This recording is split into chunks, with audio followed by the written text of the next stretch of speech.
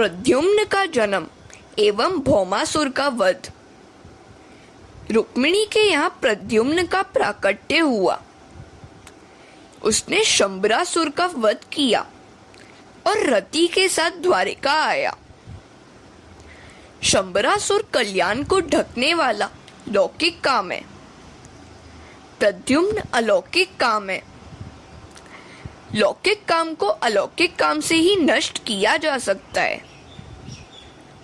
जगत के किसी जीव से नहीं, केवल परमात्मा से ही मिलने की आशा और इच्छा करो। नारायण धाम में जाने की इच्छा करो। प्रभु से मिलन होने पर जीव को अलौकिक आनंद मिलता है। भगवान से मिलन की आतुरता जागृत होगी तो लौकिक काम का नाश होगा। वह रति कौन है? भगवान की कथा के प्रति रुचि ही रति है। इस रति के साथ भी विवाहित होने से जीव प्रभु मिलन के लिए आतुर हो जाता है। भगवान ने फिर सत्यभामा, जामवंती, यमुना जी के अंश से उत्पन्न कालिंदी आदि के साथ विवाह भी किया। भगवान की 8 पटरानियां थीं। अष्टधा प्रकृति ही 8 पटरानियां हैं। ईश्वर इन सभी प्रकृतियों के स्वामी है। ये प्रकृतियां परमात्मा की सेवा करती हैं। गीता में प्रकृतियों का वर्णन इस प्रकार है। भूमि रापो नलो वायु खम मनो बुद्धि रेव च अहंकारे इतियम में भिन्न प्रकृति रष्टधा। जीव प्रकृति के अधीन है, ईश्वर प्रकृति के अधीन नहीं है। जीव अष्टधा प्रकृतियों के वश में आ जाता है, जबकि ईश्वर अष्टधा प्रकृतियों को अपने वश में करते हैं। प्रकृति अर्थात स्वभाव। तुम स्वभाव के अधीन होने के बदले स्वभाव को ही अधीन कर लो। मनुष्य स्वभाव के आगे हार जाता है। अपने स्वभाव को, प्रकृति को वशीभूत करने वाला जीव सुखी हो जाता है, मुक्त हो जाता है। वैसे तो प्रकृति और प्राण साथ साथ ही जीते हैं। फिर भी यदि जप, ध्यान, सेवा स्मरण, सत्संग, सत्कर्म किया जाए, सद्ग्रंथों का अध्ययन किया जाए तो स्वभाव सुधर सकता है। सत्संग का अर्थ है कृष्ण भक्तों का, साधु संतों का और सद्ग्रंथों का संग। अक्रूर जी वंदन भक्ति के आचार्य थे, फिर भी कुसंग ने उनकी बुद्धि विकृत कर दी। सो उन्होंने सत्रजित की हत्या करने के लिए शतधन्वा को उकसाया। सत्संग और भक्ति दोनों को एक दूसरे की आवश्यकता है। सत्संग करने वाला यदि परमात्मा का भजन नहीं करेगा तो उसका सत्संग निरर्थक ही रहेगा। पत्थर नर्मदा जी में हमेशा स्नान करता रहता है, फिर भी वह पत्थर ही बना रहता है। इसी प्रकार कई मनुष्य कथा श्रवण तो करते हैं, किंतु भक्तिमय न होने पाने के कारण उनका जीवन सुधर नहीं पाता। पहले अपने मन को सुधारो और फिर जगत को सुधारने निकलो। अपने चारित्र्य से यदि अपनी आत्मा को संतोष मिले तभी मानो कि तुम्हारा स्वभाव सुधरा है। कथा श्रवण करने पर श्री कृष्ण के प्रति प्रेम न जागे, पाप की ओर घृणा न जागे, धर्म की ओर अभिमुखता न हो पाए तो मान लो कि तुमने कथा सुनी ही नहीं है। कथा कहती है पाप कर्मों का त्याग करो और प्रभु से प्रेम बढ़ाओ। कथा सुनकर भगवान से ही संबंध बनाए रखो। तुलसी विवाह का यही रहस्य है। हरे कृष्णा। भगवान श्री कृष्ण के अन्यान्य विवाह एक अध्याय में कहा गया है कि प्रभु ने 16,000 युवतियों के साथ विवाह किया। भौमासुर ने 16,000 कन्याओं को बंदी बना रखा था। ये 16,000 कन्याएं तो वेदों की ऋचाएं हैं। वेद के 3 कांड हैं और 1,00,000 मंत्र हैं। पहला कांड है कर्म कांड। इसके 80,000 मंत्र हैं जो ब्रह्मचारी के लिए हैं। दूसरा है उपासना कांड। इसके 16,000 मंत्र हैं जो गृहस्थ के लिए हैं। तीसरा कांड है ज्ञान कांड। इसके 4,000 मंत्र हैं जो वानप्रस्थ के लिए है। वेदांत का ज्ञान विरक्त के लिए है, विलासी के लिए नहीं।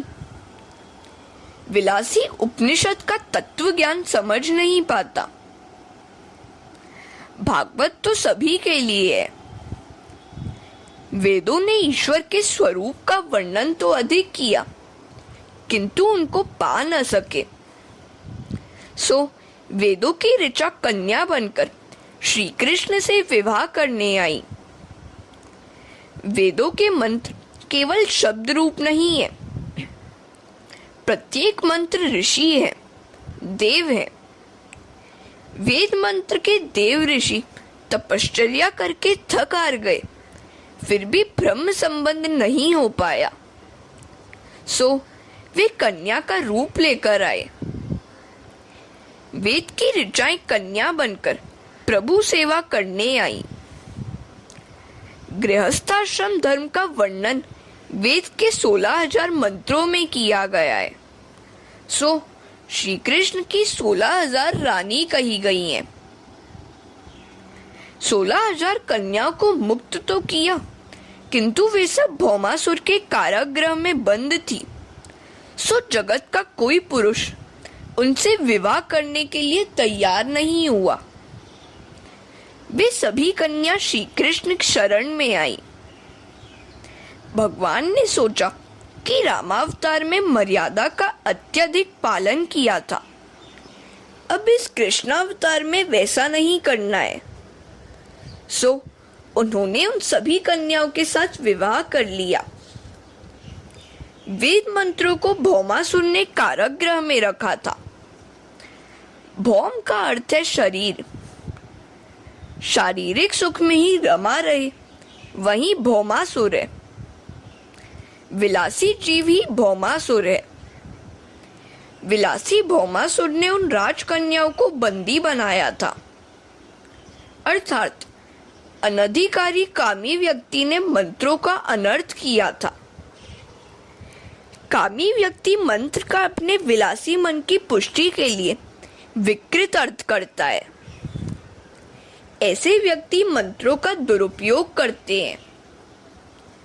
विलासी कहता है कि भगवान ने गीता में मौज उड़ाने को कहा है, सो हम मौज क्यों न उड़ाएं। ऐसे लोग सिद्धिर भरवती कर्मणा वाले श्लोक का हवाला देते हैं। इस श्लोक का सही अर्थ यह है कि कर्मों से सिद्धि की प्राप्ति होती है, जबकि विलासी लोग और ही अर्थ करते हैं। वास्तव में तो यह श्लोक अनासक्ति का उपदेश देता है। सर्वस्य चाहम का कुछ लोग अर्थ करते हैं कि मैं चाय के रूप में हूं। चाय मिले तो स्मृति, अन्यथा अपोहन अर्थात विस्मृति। गीता के श्लोकों का ऐसा विकृत अर्थ करने वाले भी हैं। हरे कृष्णा। वेद का तात्पर्य भोग में नहीं, त्याग में है। वेद को भोग नहीं, त्याग ही इष्ट है। वेदों का तात्पर्य भोग परक नहीं, निवृत्ति परक है। प्रवृत्तियों को एक साथ और हमेशा के लिए छोड़ा तो नहीं जा सकता, किंतु जो कुछ भी करो धर्म की मर्यादा में रहकर करो। धर्म की मर्यादा में रहकर ही अर्थोपार्जन और कामोपभोग करो। वेदों का कहना है कि भोगों को धीरे धीरे कम करते जाओ, संयम को बढ़ाते चलो। वेदों ने प्रवृत्ति और निवृत्ति दोनों की चर्चा की है, किंतु उसका निर्देश निवृत्ति का ही है। भोगोपभोग की आदत जीव के अनेक जन्मों के संस्कारों के कारण है।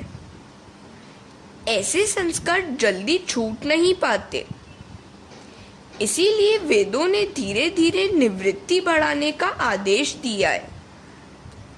वैसे तो वेदों में सुरापान की भी चर्चा है, किंतु इसका अर्थ यह नहीं है कि वेद सुरापान का आदेश देते हैं। यह मनुष्य ही है जो मनगढ़ंत अर्थ उपजा लेता है। गीता में प्रधानतः अनासक्ति का ही उपदेश है, फिर भी लोग अपना अपना अर्थ बताते रहते हैं। कोई गीता को कर्म प्रधान बताता है, कोई भक्ति प्रधान बताता है, तो कोई ज्ञान प्रधान। वैसे तो गीता में तीनों का प्राधान्य है।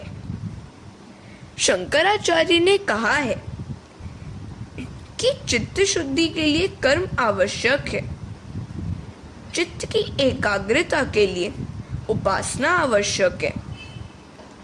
भक्ति पूर्वक कर्म से चित्त एकाग्र होता है। भक्ति उपासना मन को एकाग्र करती है। ईश्वर में मन एकाग्र होगा तो ज्ञान अवश्य मिलेगा। ज्ञान परमात्मा का अनुभव कराता है। गीता में कर्म, भक्ति और ज्ञान तीनों का समन्वय है। गीता के प्रथम 6 अध्याय भक्ति योग के हैं तथा 13वें से 18वें अध्याय तक ज्ञान योग है। भक्ति, कर्म और वैराग्य में से कौन प्रधान है और कौन गौड़? सभी तो प्रधान है। जीवन में तीनों की समान आवश्यकता है। गीता केवल कर्म परक नहीं है। विलासी तो वेद और गीता सभी में से विलासी कर्म परक अर्थ निकालेगा। भगवान के विवाहों के वर्णन के बाद भगवान की आसक्ति भी बताई गई है। स्नेह सभी से करो, किंतु किसी में भी आसक्त न बनो, वासना के अधीन न हो जाओ। एक बार ग्रीष्म ऋतु में रुक्मिणी श्री कृष्ण की सेवा कर रही थी। वह सोच रही थी कि वह सबसे अधिक सुंदर है, अतः श्री कृष्ण उसी में आसक्त है, उसी के अधीन है। सेवा के समय मन सेव्य अर्थात श्री कृष्ण में ही लगा रहना चाहिए। रुक्मिणी सेवा तो कृष्ण की कर रही थी, किंतु उसका मन अपने सौंदर्य के विचार में फैला हुआ था। अपने सौंदर्य के लिए उसके मन में अभिमान आया तो सेवा में क्षति हो गई। भगवान जान गए कि रुक्मिणी के मन में अपने सौंदर्य और श्रृंगार के लिए आसक्ति और अभिमान है, तो उन्होंने उसके अभिमान को नष्ट करना चाहा। वे रुक्मिणी से कहने लगे, देवी, तुम जैसी सौंदर्यवती की योग्य प्रशंसा और कद्र तो सम्राट ही कर सकता है, मुझ जैसा गोपाल नहीं। किन्हीं साधु संतों ने मेरे विषय में तुझे चकमा दिया है। तू राजकन्या है और मैं गोपाल, तू गोरी है और मैं श्याम हूँ। हरे कृष्णा। श्री कृष्ण रुक्मिणी से कहने लगे, हमारा युगल बेमेल है। राजाओं को छोड़कर तुमने मुझसे क्यों विवाह किया? मैं तुझे कौन सा सुख दूंगा? मैं तो निरपेक्ष और उदासीन हूँ। मुझे नारी के सौंदर्य या सुवर्ण की द्वारिका से कोई लगाव नहीं है। मुझे तो एकांत ही बड़ा प्रिय है।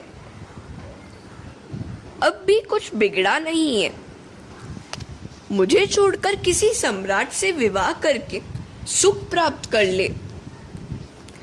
रुक्मिणी ने भगवान के ये वचन सुने तो वह घबरा गई। मेरा त्याग न करो मेरे नाथ। उसे मूर्छा आ गई। श्री कृष्ण ने उसे पलंग पर सुलाते हुए कहा, देवी, मैं तो मजाक कर रहा था। तू तो मुझे प्राणों से भी प्यारी है। रुक्मिणी जान गई कि उसके अभिमान को नष्ट करने के हेतु ही प्रभु ने वह सब कुछ कहा था। मैं मानती थी कि वे मुझ में आसक्त होंगे, किंतु ये तो उदासीन है। भगवान, यह सच है कि हमारा युगल बेमेल है। कहाँ आप हैं और कहाँ मैं। ज्ञानी जन आपका भजन करते हैं और मूर्ख मेरा। ज्ञानी जन आपको ढूंढते हैं और मूर्ख मुझे। मेरे स्वामी, आज से मैं घर में महारानी नहीं, दासी बनकर रहूंगी। आपकी यहाँ बड़ी कृपा है कि मुझे आपने अपनी दासी बनाया है। संसार के जीव तो काल के अधीन है, उनके साथ क्यों विवाह किया जाए। मैं तो आपके चरणों की सेवा करने का अवसर पाकर धन्य हो गई हूँ। मैंने लौकिक और भौतिक इच्छा से विवाह नहीं किया है। आज से मैं आपकी महारानी नहीं, दासी हूँ। रुक्मिणी में नम्रता आई। जब वह मानिनी थी तब भगवान ने कहा था, मैं तेरे योग्य नहीं हूं।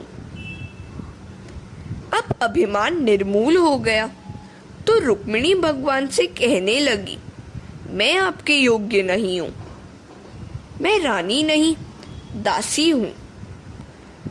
जब वह नम्र हो गई तो प्रभु उसका सम्मान करने लगे। जीव जब हर प्रकार से नम्र बनकर भगवान की शरण में जाता है तब भगवान उसे आदर से अपना लेते हैं। इस अध्याय का भाव दिव्य है। स्त्री नहीं, स्त्री की आसक्ति बाधक है। पति पत्नी को एक साथ रहकर परस्पर प्रेम तो करना ही चाहिए, किंतु आसक्ति नहीं होनी चाहिए। शुद्ध प्रेम में विकार वासना का अभाव होता है। सेवा करते समय आंख और मन को सेव्य ही में पिरोए रखो। जो आत्मा के सिवाय अन्य किसी वस्तु में आनंद ढूंढता है वह सुखी नहीं हो सकता। भगवान ने जिस अनासक्ति का गीता में उपदेश दिया है उसे उन्होंने अपने जीवन में भी पूर्णतः चरितार्थ किया था। श्री कृष्ण भोगी होने पर भी त्यागी हैं। अनासक्ति पूर्वक किया गया उपभोग बाधक नहीं है। भगवान को किसी में भी आसक्ति नहीं थी। जब उनकी 16,108 रानियां थी और सुवर्ण द्वारिका भी थी, उस समय उनकी जो मन स्थिति थी वही मन स्थिति द्वारिका के नष्ट होने पर भी बनी रही। उस समय भी वे उद्धव से कहते हैं, उद्धव, यह जगत असत्य है। सत्य तो केवल भ्रम ही है। यही अनासक्ति योग है। केवल कृष्ण ही सत्य है। हरे कृष्णा। उषा अनिरुद्ध विवाह। राजा परीक्षित ने उषा और अनिरुद्ध के विवाह की बात सुनने की इच्छा प्रकट की। सुखदेव जी वर्णन करने लगे। महान शिव भक्त राजा बाणासुर की उषा नाम की एक सुंदर पुत्री थी। उषा को स्वप्न में अनिरुद्ध के दर्शन हुए और उसने स्वप्न में विवाह भी कर लिया। जब वह जागृत हुई तो नाथ को पुकारने लगी। उसकी सखी चित्रलेखा ने सारी बात जानकर कहा, सखी, तू चिंता न करना, हम उस पुरुष को कहीं से भी ले आएंगे। चित्रलेखा ने कई पुरुषों के चित्र बना बनाकर उषा को दिखाए, किंतु उसका प्रेमी नहीं निकला। किंतु जब चित्रलेखा ने अनिरुद्ध का चित्र बनाया तो उषा लजा गई। अब चित्रलेखा ने जान लिया कि अनिरुद्ध ही अपनी सखी का प्रियतम है। चित्रलेखा अनिरुद्ध का हरण करने के लिए द्वारिका आई, किंतु वहां तो सुदर्शन चक्र चौकसी कर रहा था। वह सोचने लगी कि अब क्या किया जाए। इतने में नारद जी आ पहुंचे तो चित्रलेखा ने उनसे कहा, महाराज, आप तो साधु हैं, दूसरों की साधना पूर्ण करें वही साधु है। मैं चोरी करने जा रही हूं, आप भी मेरे साथ चलिए। नारद जी के पूछने पर चित्रलेखा ने बताया कि वह अनिरुद्ध की चोरी करने जा रही है। चोरी करो, किंतु चोरी अनिरुद्ध की करो। अनिरुद्ध मन के स्वामी है। चित्रलेखा है चित्र विचित्र संकल्प करने वाली बुद्धि। अनिरुद्ध मन का स्वरूप है। बुद्धि रूपी चित्रलेखा मन रूपी अनिरुद्ध को हरने जा रही है, किंतु उसे सफलता तभी मिलती है जब नारद अर्थात ब्रह्मचर्य से सहायता मिले। बुद्धि मन से परे है। यदि ब्रह्मचर्य का साथ हो तो वह मन को नियंत्रित कर सकती है। यदि ब्रह्मचर्य संयम का पालन करोगे तो मन वश में हो पाएगा।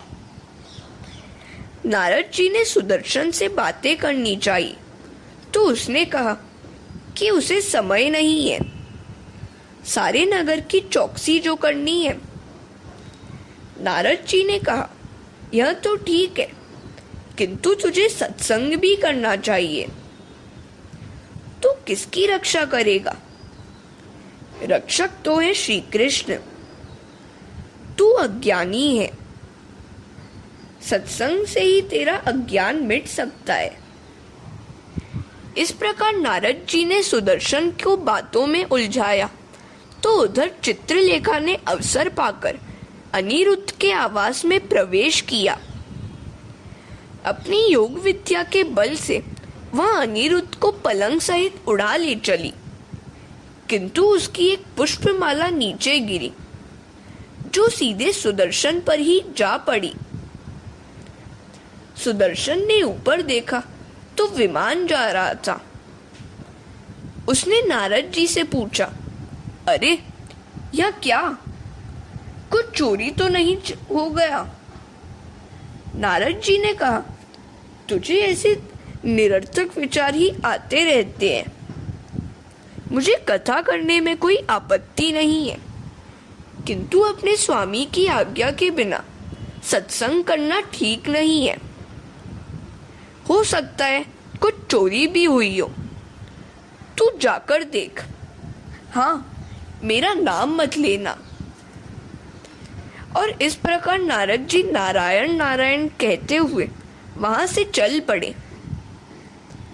हरे कृष्णा। जब चित्रलेखा अनिरुद्ध को पलंग सहित उठा लाई तो प्रातःकाल में जब अनिरुद्ध की आंखें खुली तो उसने अपरिचित आवाज देखा। इधर द्वारिका में भी गड़बड़ मच गई। श्री कृष्ण ने सुदर्शन को बुलाकर आड़े हाथों लिया। उसने कहा, मैं नारद जी के साथ सत्संग कर रहा था, उसी समय अनिरुद्ध को कोई उड़ा ले गया होगा। भगवान ने कहा, तेरा काम चौकसी करने का था या सत्संग करने का? जब तक नारद जी रूपी ब्रह्मचर्य का साथ न हो, बुद्धि रूपी चित्रलेखा अनिरुद्ध रूपी मन का हरण नहीं कर सकती। चित्रलेखा अनिरुद्ध को उषा के आवास में ले आई। बाणासुर ने सारी बात जानी तो उसने अनिरुद्ध को कारागृह में बंद कर दिया। कृष्ण ने सारी बात जानी तो वे सेना लेकर शोणितपुर आ पहुंचे। बाणासुर शिवजी का सेवक था, सो श्री कृष्ण ने उसका वध तो नहीं किया, किंतु उसे सहस्त्रबाहु के स्थान पर चतुर्भुज बना दिया। उषा अनिरुद्ध का विवाह हो गया।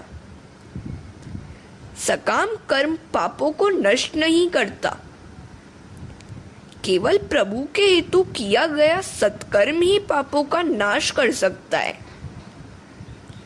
नृग राजा ने सत्कर्म तो किए थे, किंतु सकाम किए थे, सो उनके पापों का नाश नहीं हो पाया।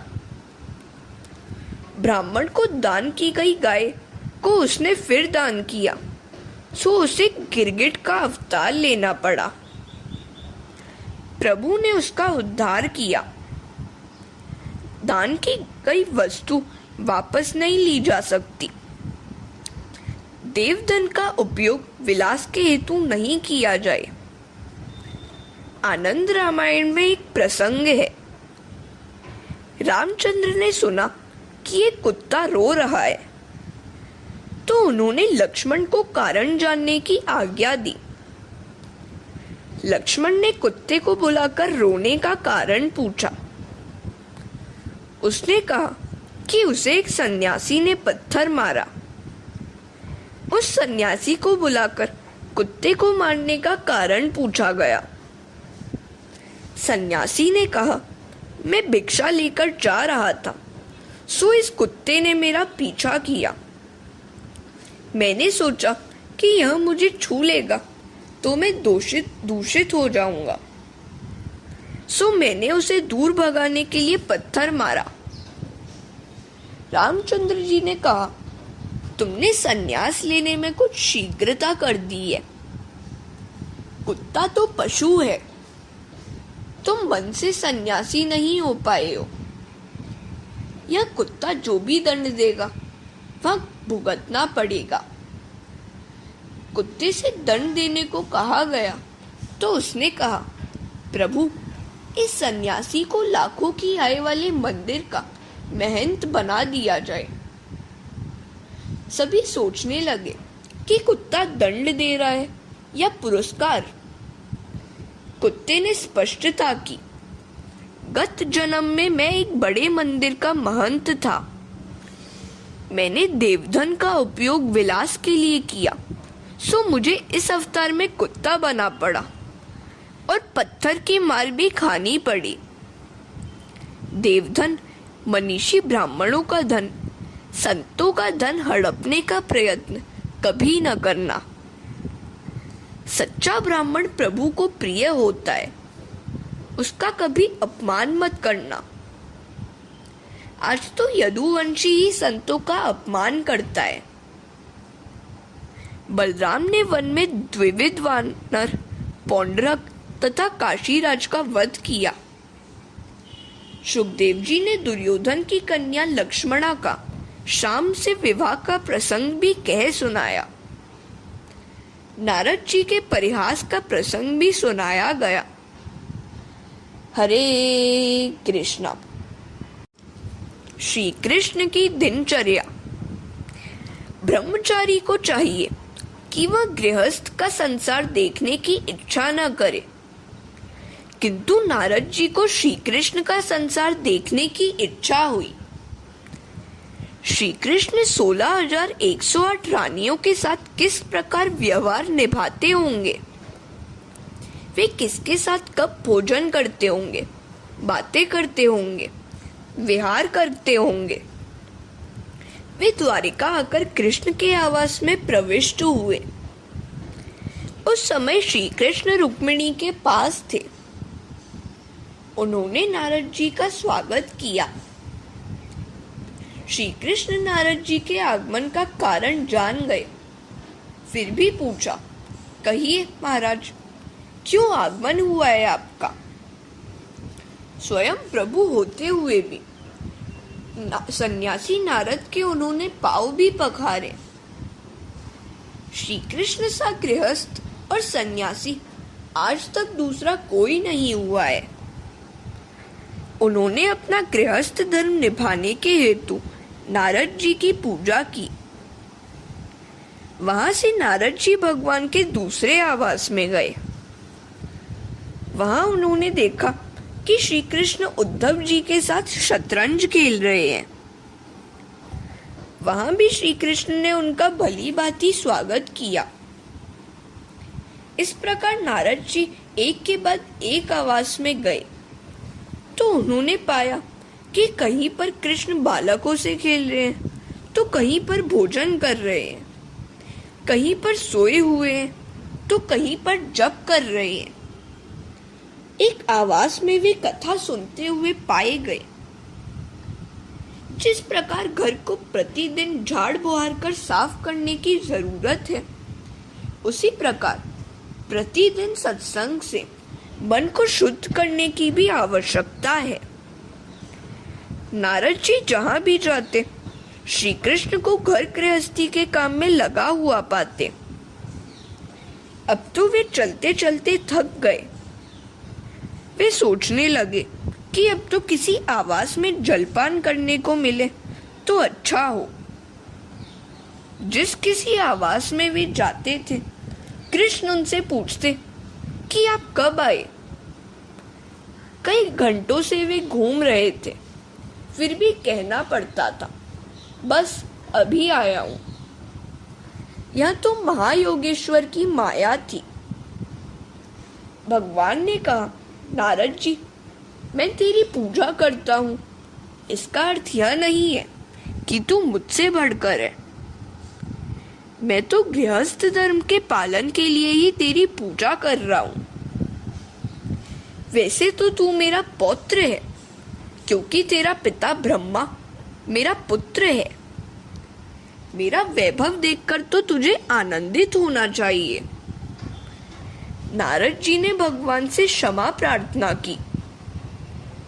भगवान गृहस्थ के सामने आदर्श रखते हैं कि सच्चे संतों का, पवित्र ब्राह्मणों का आदर करो। इस प्रसंग से एक उपदेश यह भी मिलता है कि ब्रह्मचारी को गृहस्थ के जीवन में चंचुपात न करना चाहिए।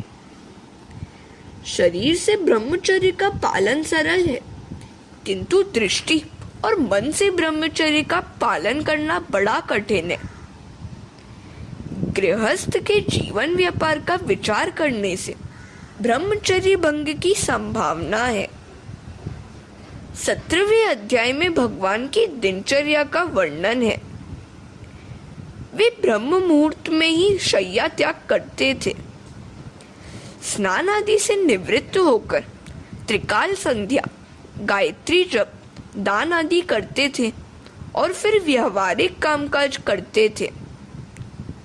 द्वारिका में आज भी ठाकुर जी 2 बार संध्या करते हैं।